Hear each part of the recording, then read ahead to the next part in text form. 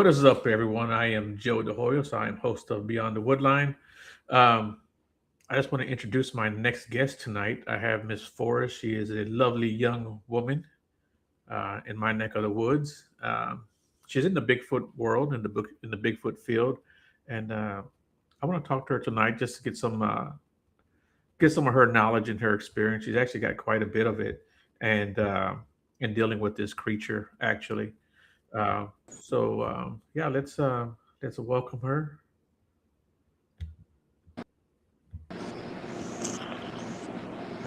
I'm sorry, I momentarily lost you there. Hold on. Okay, all right. Are you still there? I don't know what's going on here. Um,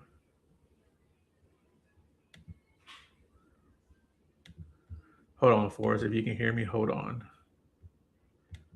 I'm gonna have to redo your. Her camera is acting up. Um, yeah, just keep your camera facing the ceiling for right now. Sorry about that, everybody. Let me see if I can add her back in here. And I need to replace your image. All right, there we go. Can you hear me now? I wonder why it's not letting me do that.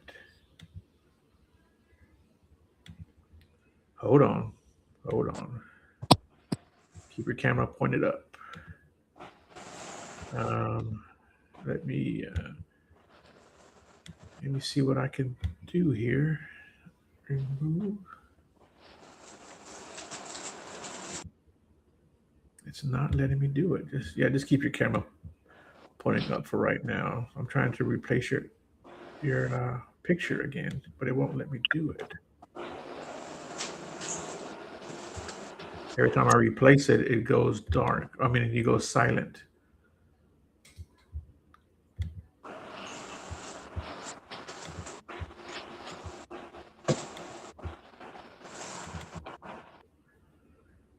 Hmm.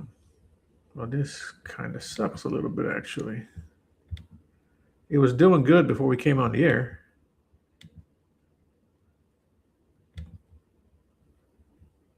It just dropped me. Yeah, hold on. Like I said, keep your camera pointing up. It's not letting me. Like I replaced your uh, camera with a picture, and it's not letting me do that now.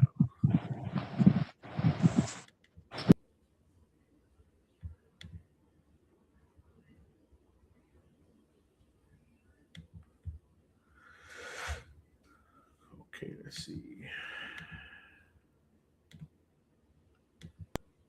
Yeah, like I said, just keep your camera pointing up. And let me see if I can figure this out. Sorry about that, everyone who's tuning in. Keep camera, keep audio. Okay, can we hear you? Can you hear me? I can hear you fine. Okay, there we go. I think we're going to have to do that way.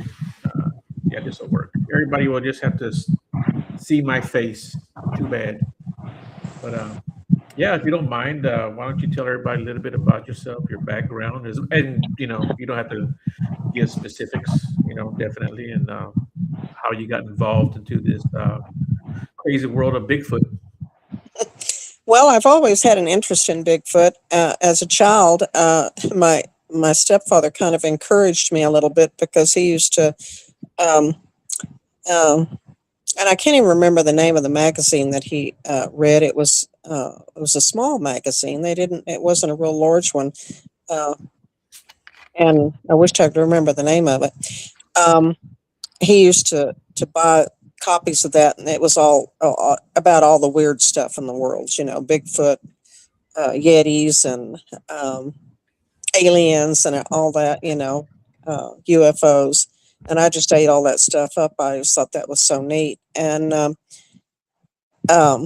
then I do remember one time in high school, he went and found a book, um, and it was and I don't remember who wrote it, but it was just strictly about Bigfoot and um, the Yetis and all the sightings that around the world, and Olmas.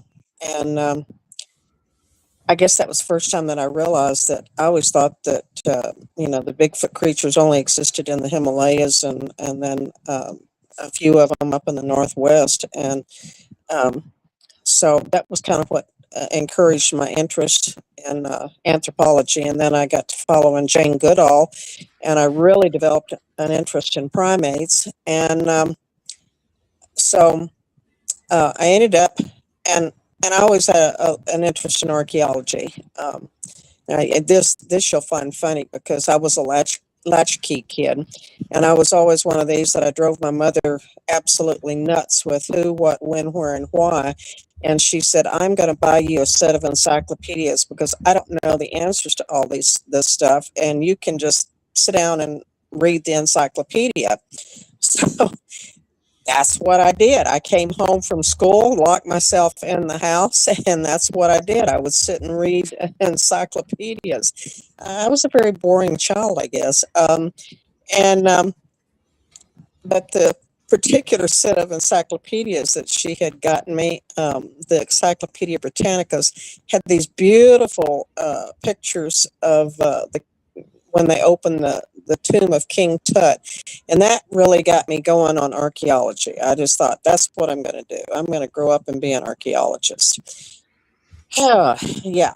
Well, I did actually do professional archaeology, and I did get a degree in archaeology. I went to Utah, and uh, but I did Southwestern archaeology. All of our field school was in the Four Corners region, and I did Southwestern archaeology. And so anyway, that was, and then I came back here to Texas and got my degree in anthropology from here. And um, I did do some lab work. And if you've heard me on Creek Devil, America's Bigfoot, you've heard me talk a lot of times about my experiences with chimpanzees, my least liked primate of all primates. Um, and I always thought I'd love them because I followed Jane Goodall's work religiously, and just thought she was the greatest woman that ever lived. But yeah, I did not realize until my later years that Jane Goodall actually had been nearly killed on two or three occasions by male chimps out there in the wild. And my first and kind of only experience with chimpanzees was over at a lab that, and nobody bothered to tell this stupid college student that, even in the younger chimps, I was dealing with some yearlings, that they have a hierarchy. And I just, they all came rushing up when I walked in. There was one that was kind of sitting off to the back watching me. And I just figured he was shy. Shy was not the word I would use for him now, but um, he was just watching me. And I'm feeding these well, they were the subordinate chimpanzees, and he actually was the alpha of the group. And he proceeded to finally come up, and I thought, oh, how lucky, he's going to come up and take some fruit and stuff from me. Yeah, he proceeded to chomp on my arm.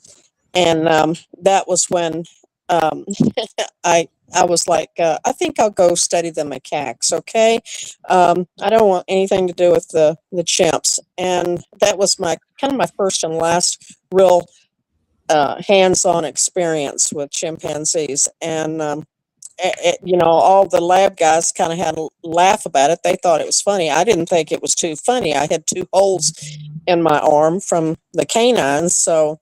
Um, and one guy was like, I remember one guy told me, he says, "Oh, were you lucky? If that had been an adult male, you probably wouldn't have an arm." And I'm like, "Oh, well, that's encouraging." So, but anyway, many a time I have likened some Bigfoot behavior to chimpanzee behavior. So, anyway, um, but as a child growing up here on the ranch here in Central Texas in the hill country, My grandfather always had a rule. I spent the summers with them as a child, and even up into my teenage years, that was my big thing, was coming and staying with my grandmother and grandfather on the ranch here, and that's where I live now. And he never would allow me out. I was not allowed out after dark, and because when I was a kid, he told me the woolly boogers. Well, woolly boogers would get me, and I was like, "Oh yeah, yeah." My daddy Tab's making up a name to scare me. Well, he wasn't making up any name. He was trying to scare me, yeah, but he wasn't making up any name. That's what the old timers call them, and you still hear people across the South use that terminology for them, woolly boogers. So um, he was well aware of them being here, and in fact. There's a little town. Well, it's not little anymore. It's almost a major city now. And it's called Marble Falls, and it's Mhm. 20 miles, about 20 miles as the crow flies from me. And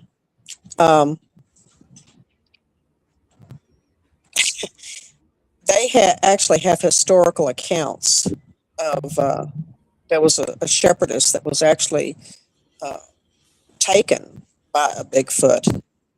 And my grandfather had related that story to me, and um, there's kind of two different accounts of it. The one account, the girl actually was recovered over near Blanco, so she had gotten a good ways away from Marble Falls with this Bigfoot.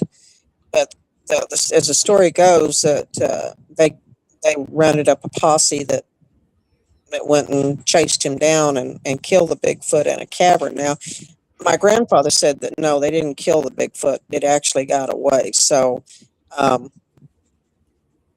whether it lived to tell the story or it didn't, I have no idea. I'll Right. go with the story my grandfather gave me. So, anyway, um, but um, I'm now living here on the ranch, and I inherited it, and so that's kind of where my story with Bigfoot, Yeah. personal story with Bigfoot started. Although I think that the story never stopped, because I will do a sidebar here on after my grandfather passed away. My grandmother always said she was afraid to stay here. I mean, she wasn't about to leave this place, and my mother swore up and down she wouldn't make her move. And but um, my grandmother would always complain about window peekers, Hmm. that she had somebody peeking in her window all the time. And, you know, everybody kind of made light of it. They said, oh, she's got dementia and she's this, that, and the other. Well, after I left Alaska, after my mother had passed away, I left Alaska and came down here and took care of my grandmother. And she wasn't suffering from dementia.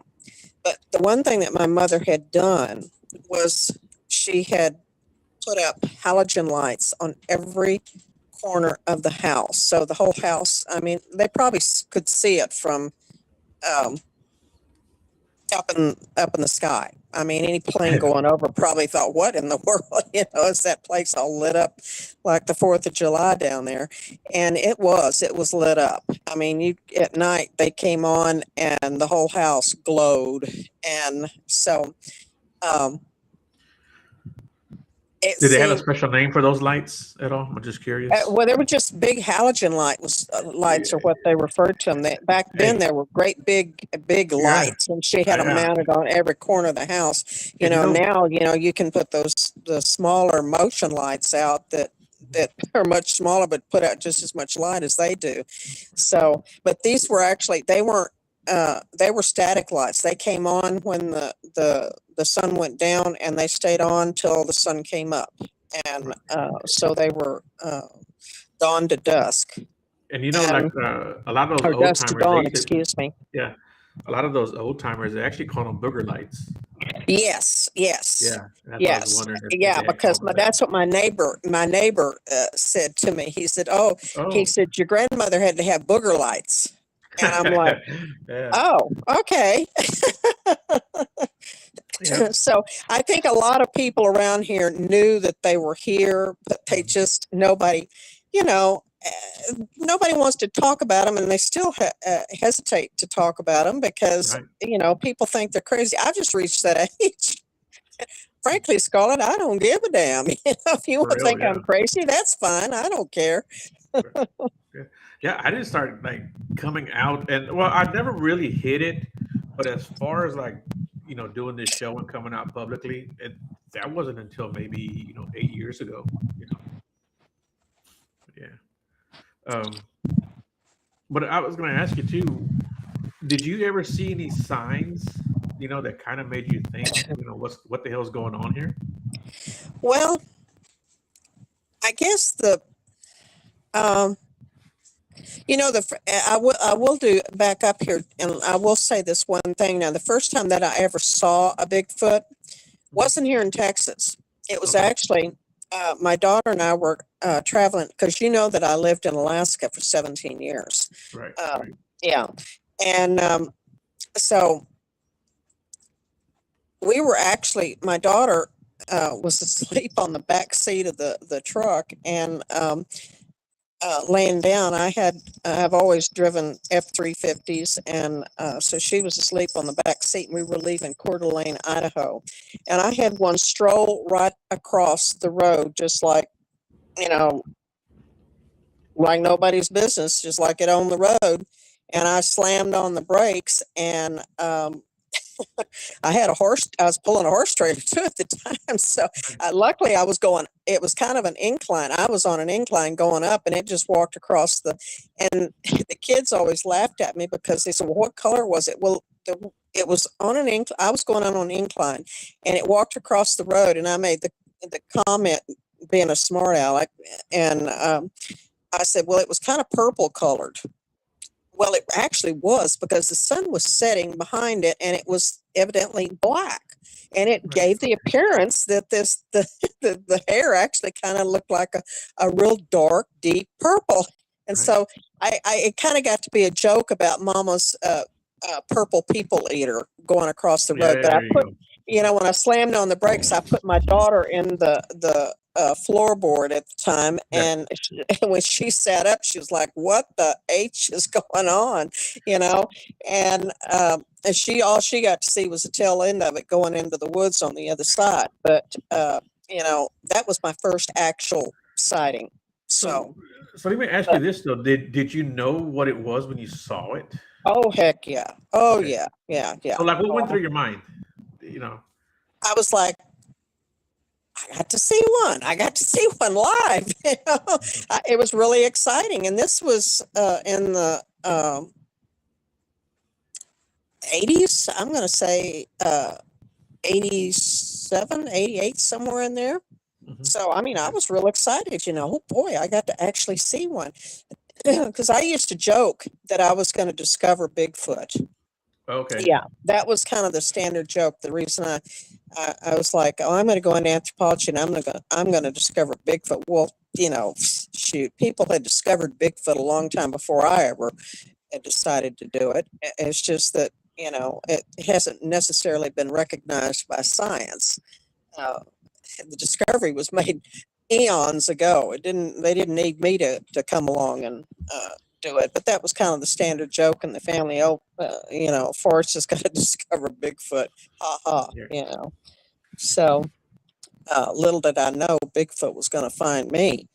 Uh, and so back to what you asked me originally. I didn't mean to get off on a link. No, you're fine. You're fine. Keep talking. I Um, love it. but um, when I came back here and I was trying to, I never really had when my house burned down. I need to clarify that. And you and I were talking about that earlier. I lost two fantastic computer systems, and otherwise we wouldn't be discussing like we're discussing now on this telephone. And I just never have replaced them. Um, But the when I came back, um, I for a time I lived in. I had a small apartment in my barn, and um, and then later I got me a cabin, and I moved out there. And I guess I kind of had it in my head that I was gonna stay in that, and it that just didn't. After the experiences I had there, I was like, no, this is not working out very well. I'm going to move into the mobile home that I had bought from my uh, daughter years earlier, and that was sitting up near the front of the property. So, but when I was still living down in the uh, cabin, we were a friend of mine. Her grandson wanted some and needed some extra money, and I said, well, he could come over and he could clean my stalls out for me. And so he wasn't driving, he didn't drive, so Sandra brought him over, and we were sitting out there just away, and he had been cleaning the barn out, and he yelled at us and said, y'all need to come up here a second. And he was actually out in the pasture, and I had gone up a little rise there, and we kind of looked at each other funny. We walked out there, and lo and behold, there was a line of footprints. And I didn't think anything about it. And you know what? Sandra and I've talked about it since. She didn't either. Nobody thought to pull out the phone and take pictures. I mean, we were just kind of befuddled, like inside me, recognized these aren't human. And they were kind of like, okay. Well, we followed them up to a cedar tree that was actually along the fence line. And the cedar tree, once you got under it, was open up underneath the cedar tree. And then it was all just barren ground underneath the cedar trees, because as you know, with the cedars around here, the grass doesn't usually grow real well under the cedar trees. They kind of suck all the moisture and everything else out of the ground. So you could actually see the buttock imprints of two individuals. One was smaller, one was larger. And that was what the footprint showed us. There was a larger individual, which were larger and wider, and then there was a smaller one. So, and I got underneath the cedar tree and then down and looked, and sitting there, somebody or something could sit there and watch everything that was going on down at the barn and at the cabin. So I guess for I don't know how long, evidently I had been observed by what would be probably a female and a smaller, you know, Right. juvenile. And I'd probably been, TV, entertainment quite a while there. And that was the first indication that obviously here. Now, the second time it was really weird. I had gotten up one morning, was feeding horses, and I was walking around while I was watering everybody, and I kept looking at my cedar trees. My grandfather, am I breaking up again? Yeah. Okay, my grandfather had cleaned up some of these cedar trees around here so that they were actually growing like big trees. Okay. And so they were really big. I mean, there's some of the cedar trees here are like 3 and 4 feet around. They're huge trunks on them, and these limbs that were high up in the tree, I mean, like 15, 20 feet up in the tree, were hanging down. And you know how the skin is on a cedar tree. It doesn't, you can turn them and twist them, and it'll still, the skin of the cedar tree will still hold on to that limb because Right. it comes off in strips. And that's what these limbs were hanging there. I mean, we're talking big limbs, 3 or Yeah. 4 inches around, and they're trees. And I'm like following it, and the first one I'm looking at, and then I started looking around, and it's like a pathway all around the horses of these trees and I had a friend of mine at the time with me. He goes, "Oh, the horses are doing that," and I'm like looking at him like, a horse couldn't even reach that Yeah. high, standing on its hind legs. And first off, would a horse do that? you know and I had never seen such a thing. And I've actually times later in my yard, when I I have a 7 foot in my yard. And when I was having the fence built, there was 2 of these. I found it in there, so Evan happy with me putting the fence up around the yard at the time, but that was later. But how I found out that it might be Bigfoot was, I actually heard this on one of the, somebody else was talking about this happening, and I thought, oh my gosh, I wonder. And I have seen it Right.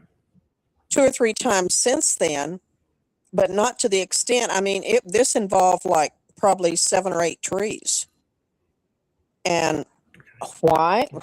I'm not a Bigfoot psychologist, so I have no idea why they were doing that, but it was all around the horse pens out there. So, and of course, in later years now, after I got to actually recognizing that something was going on around here, I've seen footprints, and I don't know if I've sent all those footprints to you. I need to send them to you, and you can look at the pictures and stuff. Um, but I mean, still, I find stuff all the time, and I had some beautiful footprints out here by the gate, and one of the guys on Creek Devil had actually sent me an alarm system right after we put the fence and stuff up around the house, and I had put it right. Coming into, I looked out there, and I didn't load the ritual that was with me, and she made me load some of this stuff in the truck, and I was like, I happened to glance down, and I was like, whoa, stop, and there was footprints all over the ground.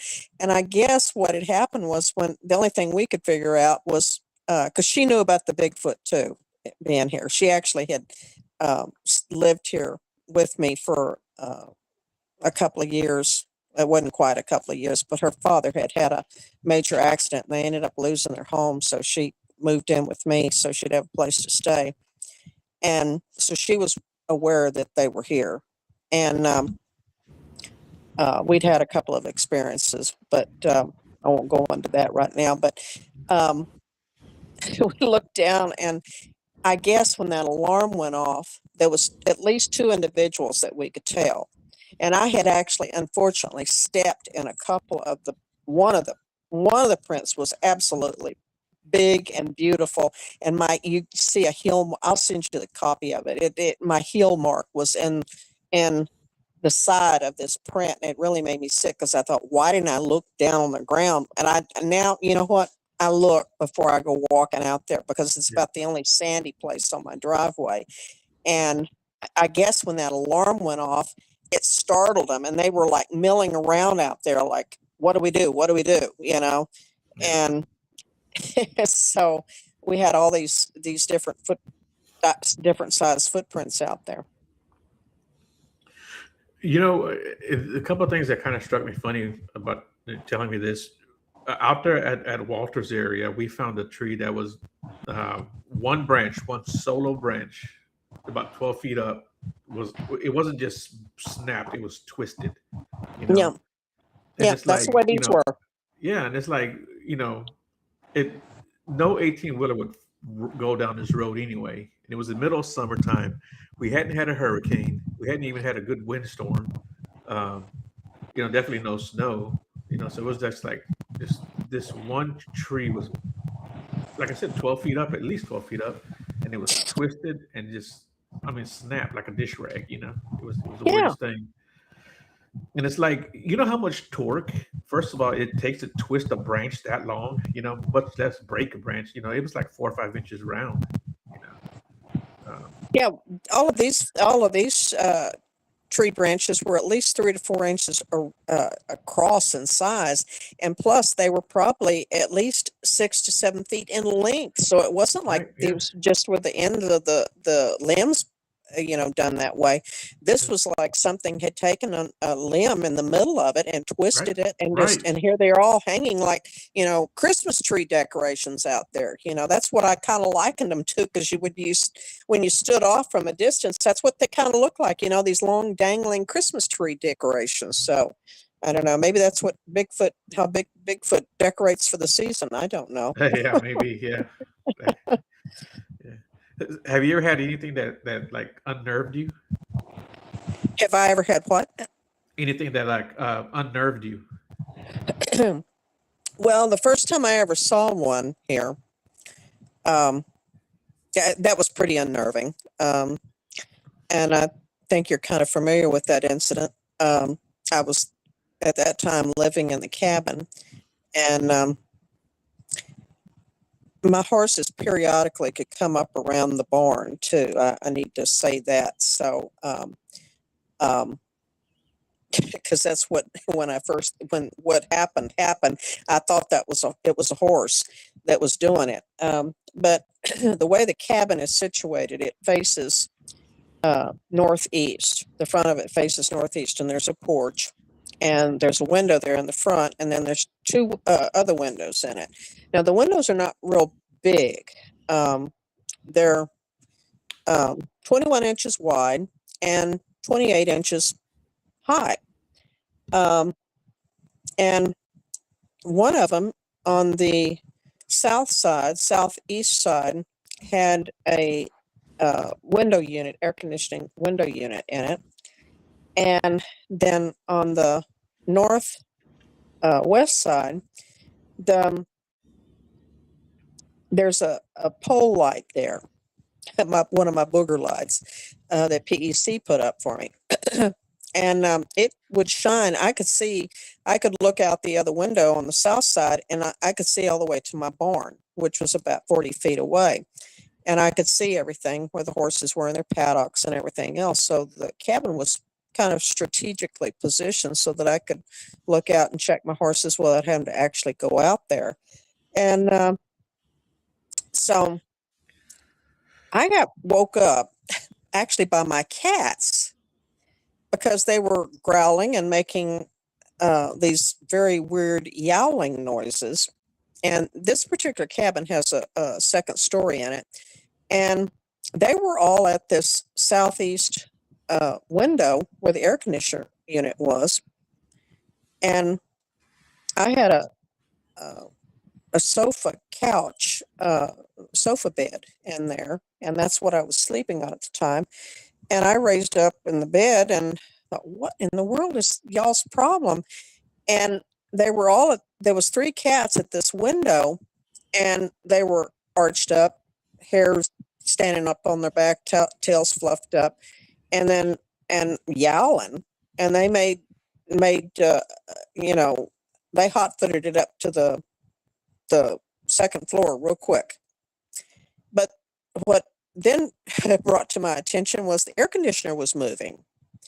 And I thought it was moving back and forth, back and forth, back and forth. And the first thing I thought was, there's a horse out there scratching its butt on the air conditioner. That's what it is. Well, I got up to go yell through the window, at the horse. And when I looked out the window, I couldn't see anything. It was totally black. And I thought, well, what in the world? And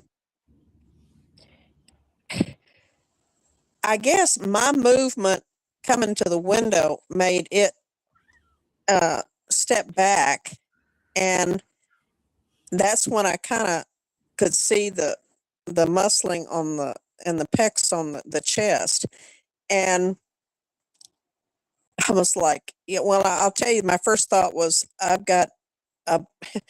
I've got somebody out here the size of Shaquille O'Neal standing outside my window. But then I realized that even Shaquille O'Neal wasn't that big. Um, and, it just flabbergasted me. I was like, what the heck is going on here? And when I realized I reached over and grabbed my 410, and I'm like headed to the front door. I'm going to get rid of, you know, I think I realized exactly what it was. I didn't think that, I guess my first thought was it was a human, but then when I saw the size, I'm like, that's not human.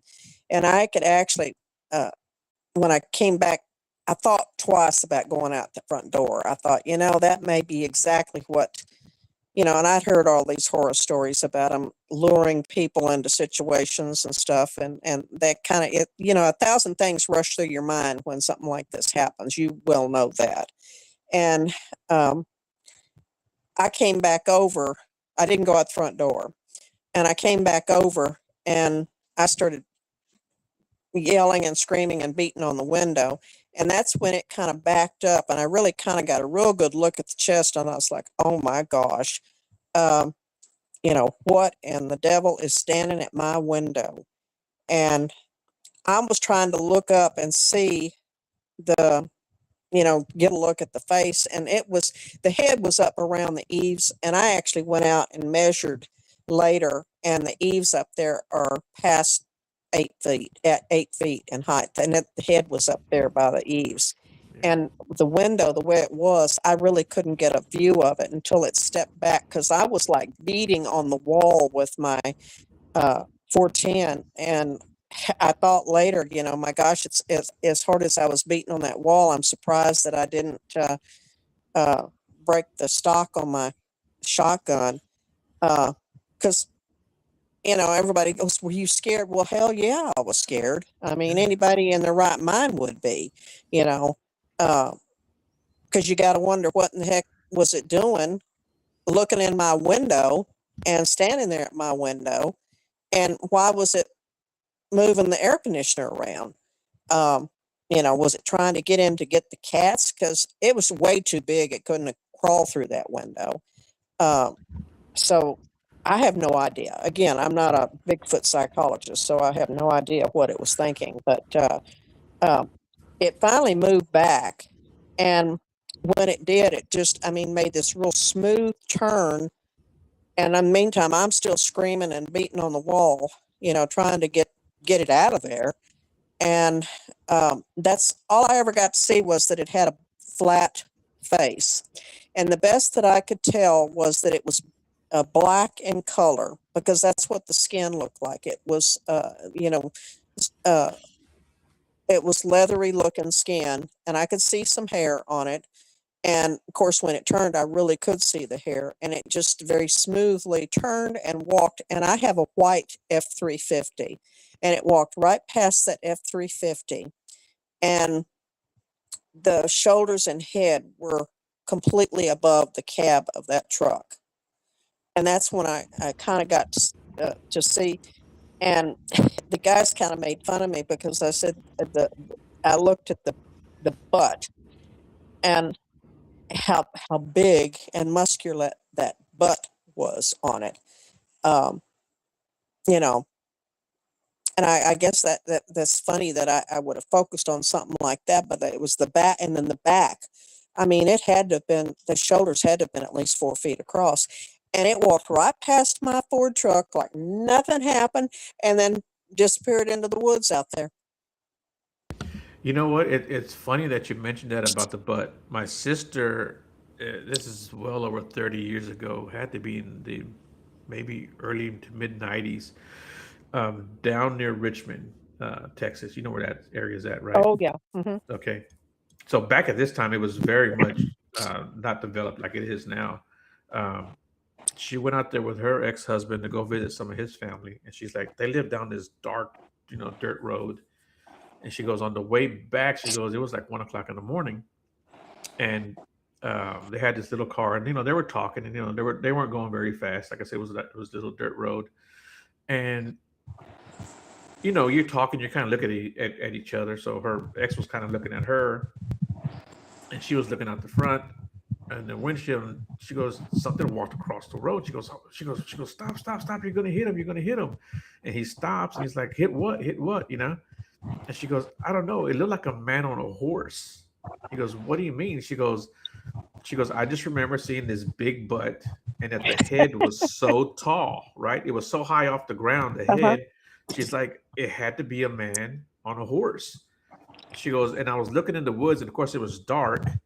She goes, but I could still see the silhouette, and I could see this pointy head, and I just assumed that was this cowboy hat, you know? And she's like, and I was just like, who? Why would a man be riding a horse out in the woods, this thick woods? He can't see In the anything. He dark. doesn't have, yeah. And she goes, and I remember how long his arms hung down. And she was like, man, he's got long arms. And he turned around and he walked away. And she goes, but I just always assumed that it was a man on a horse. She goes, because of the big butt. And she goes, and I don't remember seeing a tail, just this big butt, you know. Yeah. And Well, yeah, I have long said that the reason that if you notice in primates, you know, bipedalism is not uncommon in primates. I mean, there's a lot of, you'll see on these pictures of these macaques and stuff that the Asians have trained to walk bipedally all the time, which is really a shame because they're not designed to do that. They're quadrupedal animals. All primates are, with the exception of man and Bigfoot. And that if you look at all other primates, they have no butt.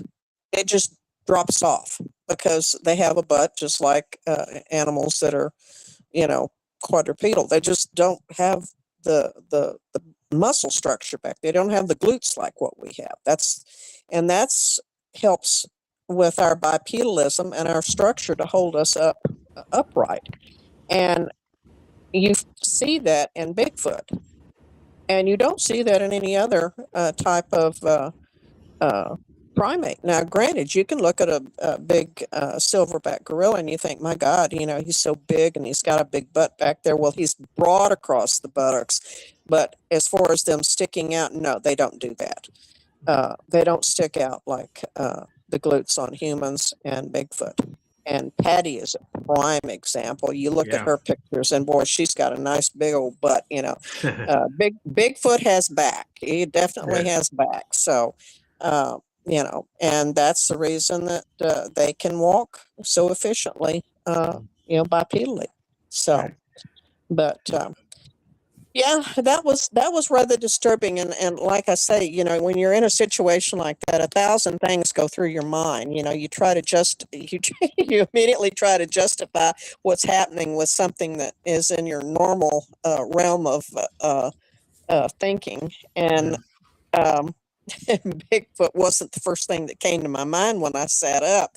I saw the air conditioner going. I thought, well, that's just a horse scratching its butt, and I got to get over there because I didn't want them loosening my air conditioner and my air conditioner falling out of the window. mhm, So, but I found out real different. It wasn't a horse that was doing it. mhm. So Did it have any smell that night? I did not notice anything that night. But I will tell you honestly, I did not go outside Hmm. after that. I did not go outside. I did, of course, the next day, and it's where it had walked was all grassy, so there wasn't a track one left.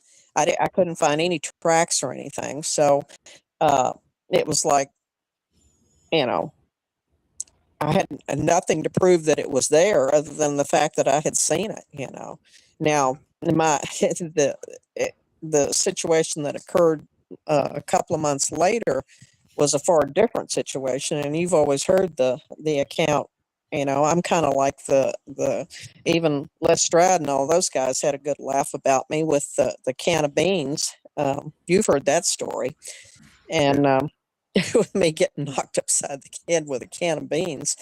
And uh, and that act at that point in time, it actually had come in the cabin, and but it I was, I remember Tom had asked me. He said, "Well, if it was that big," I said, "Tom, it wasn't the same. It couldn't have been the same animal because first off, the one that I saw that night at the window was way too big. It couldn't have gotten in that door without a lot of maneuvering."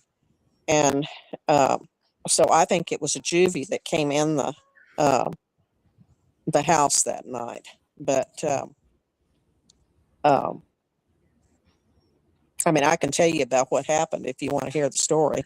Yeah, yeah, definitely. I was gonna tell you, yeah, yeah, yeah. Tell that story from our listeners in the audience. Well, They've never heard it, I'm sure. yeah, um, it was, it's one of those situations that you have a good laugh about after it all has happened, but it wasn't too funny at the time. Um, I was asleep again and sleeping on my couch. And at the time, I did not even put the bed, I didn't make the bed out that night. I just was actually fell asleep on the couch.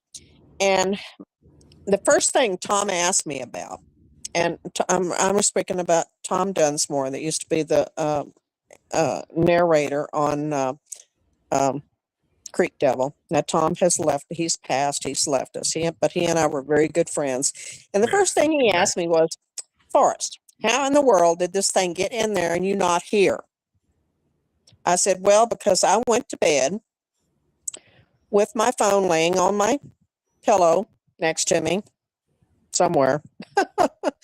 um, Usually put it above my head, and then I had my earbuds in, and then I went to bed with earbuds in so I could listen to my."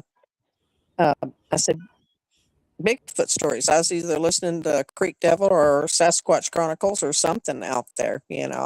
That's what I most of the time went to bed, listening to something like that. And I had my earbuds in. So I was happily drowsing, listening to,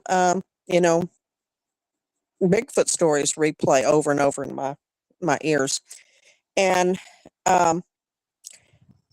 what I was sleeping, and I remember when they asked me, I said, "You know what? I felt like I was coming to. I didn't really feel like I was just waking up out of a sleep because I honestly think it had knocked me out." Um, and I can't remember. I can't tell you for sure whether I actually saw anything or anything because I don't remember anything like that.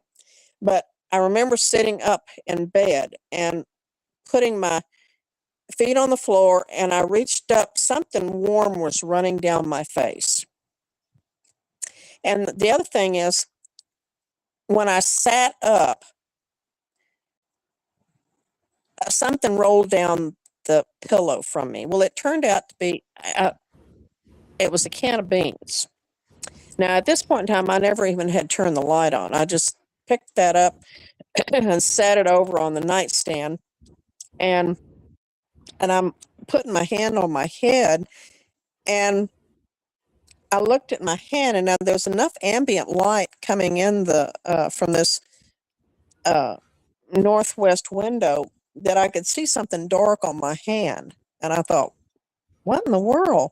And of course, there's more warm stuff running down my face, and I'm like wiping it again, and that's when I realized, and I actually reached over and turned the nightlight on at that point in time. I looked at my hand and I was like, "Oh my God, I'm bleeding." And I had a pretty good little gash on my forehead, and I still have a small L-shaped scar on my forehead from that. And um, I'm sitting there trying to figure out, and I'll tell you something. Here's the stupidity of it. People have realized, you picked up this can and set it over there. No, I didn't. I didn't put two and two together that I just got clocked with a can. I didn't. This is till like 2 or 3 in the morning, and that wasn't the first thing I thought about. I was trying to figure out how I'm gonna, so I'm like trying to clean my head off and everything else. And the cats, that's when I realized all my cats I'm like, they were again up in the second story. They were up in the second story, and all there was three of them just sitting up there looking at me from upstairs, lined up in a little row, looking at me like, you know, I'm like, okay, what are y'all doing all up there? Because they usually slept with me on the couch,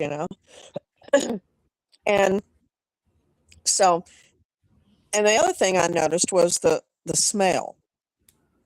There was a strong, musky, uriny, almost I want to say kind of wet dog smell in Okay. the cabin, and it wasn't pleasant. Let me put it that way. And I had never smelt that before. And Tom, I remember he says, "Oh, you didn't change the cat litter." I said, "No, it wasn't the cat litter, Tom." I said, "Because that wasn't it." And um, I had when I was sitting there, I looked up and I noticed that the cabin door was wide open. Now, I will be honest with you, I think my first thought was, oh my God, somebody broke into my cabin. Well, somebody had broke into the cabin, all right, but it wasn't human. Yeah. And uh, I went over to the cabin door because the cabin door had a deadbolt on there. And in fact, Sandra, the friend I was talking about earlier, when her grandson had seen the prints and stuff, her husband had actually put the deadbolt on for me because the cabin didn't come with a deadbolt. It just came with a standard lock, and I didn't feel secure with that. I wanted a deadbolt, so he put me a deadbolt in there. And the deadbolt was still engaged. The lock was out, and the door lock was still engaged and locked. What had happened was it had literally pushed through the door frame. The door was literally open that way by just being pushed through the door frame. A human couldn't do that. You've seen police try to open doors, and they have to use those. I don't know what they're called that they use, but they Yeah, that when little they ramming thing, right? yeah, That'll. those door rammers that they use, Yeah. and they have a name for them, but I don't remember what it Yeah, I don't is. remember But what they're called either. or they have to kick them in, Right. and this wasn't kicked in; it was literally pushed in, and with force. And to this day, that wood frame around the cabin door is still gouged out.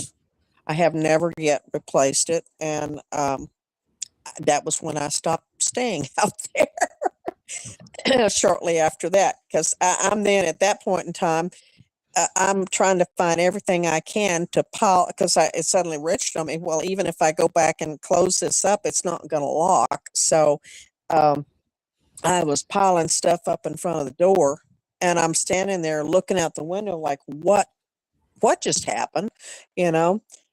And I'm going to tell you, it wasn't until the next morning when I get up and I look at my head and I got this knot in the middle of my head. I did. I walked around for a good, 7, 8 days with a lump in the middle of my forehead, and it turned black and blue and everything else. And I had people at work asking me, you know, what the heck happened to you? And I'm like, you wouldn't believe it if I told you. Yeah. And then the next morning when I sat up in bed and I looked over there at that can of beans, and by the way, it was Bush's baked beans. Yeah. Because Tom kept making the comment, pork and beans. I said, I don't eat pork and beans. I'd eat Bush's baked beans. So anyway, that I saw the blood on the can of beans. Oh wow. There was blood. There was a trickle of blood that had dried on that can of beans. And I looked over, and my cabinet door was open. The pantry door was open. And I don't know whether it had gotten the beans out of the pantry. I couldn't remember if I had maybe set those out on the counter and it had picked them up. But I we pondered over that and pondered over that. Why would it have hit? And I said, I'm going to tell you what I think may have happened. I said, and this is just strictly surmise because I have no idea what exactly happened. But I said, is it possible that it had come in, obviously had pushed its way into the cabin and picked up the can of beans, looking at it and such, and maybe I rustled on the bed and Yeah. it just tossed the can and it clocked me in the head. Yeah. That's what I kind of had in my vision of what could have happened.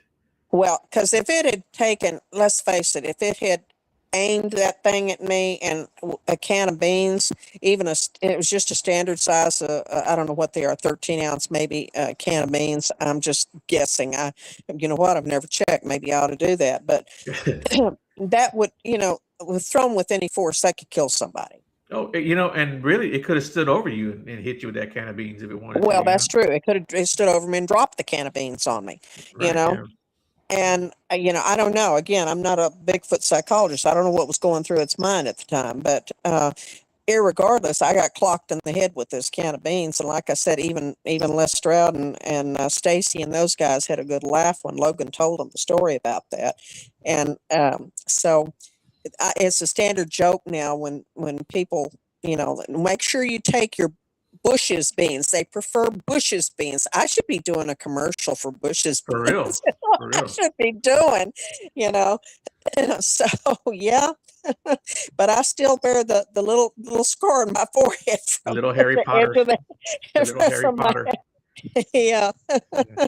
But So we're yeah, we're coming up towards the end of the show, but I wanted to give you a chance to, like, for someone listening and if they've had an encounter but never told anybody, what would you tell them? that have had never had an encounter. No, that has had an encounter, but they've never like spoken about it, Oh, and maybe they you know want what? to, they just don't know what to do. Because there's a lot Well, of you people in know that what? situation. They can call. They should call you. They can call me. They can. Don't be fearful of letting people know that you've had an encounter, and there have been a lot of people that have told me about stuff. Well, I don't want anybody to know that I'm the one that did that or I saw that. Well, you know what? Society is the way it is today. They're going to make fun of you for anything and everything. It might as well be Bigfoot as to be something else, but I would not have any fear in telling people, because I tell you what, after I did talk about it, I mean, I was real hesitant, and my kids even laughed when I told them the can of beans situation. They were like, "Uh-huh, sure, Mom. What did you have to drink that night?" Well, nothing, as a matter of fact. So, you know, don't be fearful of telling people stuff. And they, I think you feel much better about it when you can actually tell somebody that, this is what I saw, this is what happened. Because it's kind of like, um, it's almost like uh, grievance counseling. Yeah, it's like You're therapy. getting some, yeah, you're getting something off your chest. You're letting people know, because if you sit and keep it to yourself, for one, people need to know about these encounters Right. and how often they do occur. And number two, there's so many things that can be learned when people do, uh, like myself, yourself, and any number of other people that actually try to study these critters can learn from the experiences that other people have had. Yeah, I totally agree with you. And if you're out there and if you think you'll feel more comfortable talking to Forrest, you can still contact me. I can put her in contact with you. My email is beyond.woodline@gmail.com. Um, you know, I'll definitely put you in contact with Forrest. And Will Jennings is one of our good friends. Our mutual friend, and he's got over 50 years of experience in this field.